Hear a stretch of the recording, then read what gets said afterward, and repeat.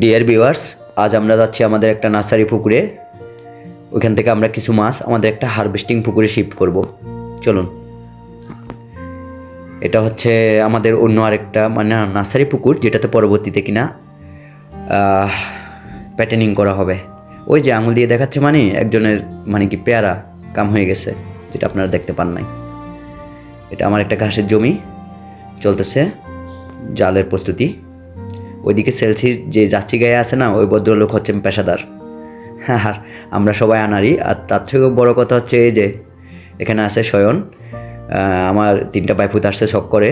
এই যে শয়ন, সে চাকরি করে, 3 জনে চাকরি করে, আসছে শখ করে আমাদের সাথে মাছ ধরতে।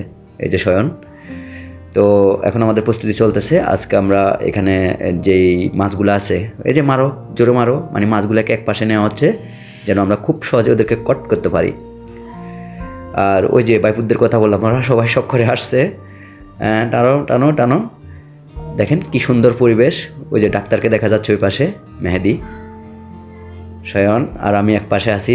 টানো।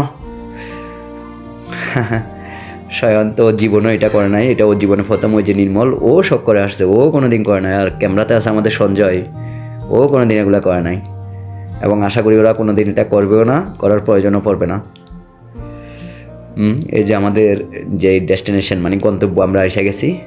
এই যে এখানে মাছ আছে হলো গ্রাস কাপ এবং কিছু ব্রিগেড। গ্রাস কাপগুলো খুব সুন্দর সাইজ হয়েছে। এগুলো আমরা এখনও আমাদের অন্য আরেকটা পুকুরে, যেখানে কিনা হারভেস্টিং করা হবে, ওইখানেই আমরা এখন শিফট করব। মনে রাখবেন, কোনো কাজকে আসলে ছোট করে দেখার কোনো সুযোগ নেই।